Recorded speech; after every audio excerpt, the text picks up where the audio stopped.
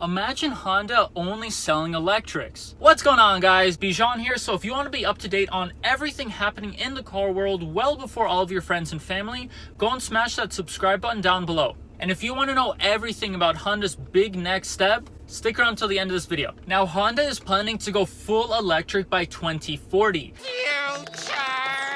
They're going to be basing their electric cars on GM's Ultium battery platform starting in 2023. Now, of course, this isn't going to happen overnight. It's not going to be 2039 and then 2040 and they're going to be full electric. No, Honda's going to slowly introduce more and more electrics and stop production of their gas vehicles over the next years. Now, here in California, we also have a fuel cell Honda. They didn't release any information about it. I'm curious to see how well that car sells because it only sells here in California, but we actually do see them sometimes. Now, Honda doing this is all fine and dandy, but my immediate next question is, I want to see the full EV NSX, and I'm curious to see if they make an S2000 fully electric. Now, if they make that NSX fully electric, what's it going to be like? It's going to have like a sub 2 second 0 to 60? Is it going to come after the Roadster? Is it going to be typical Honda reliability, so you're never going to have to service it, never going to have to worry about it?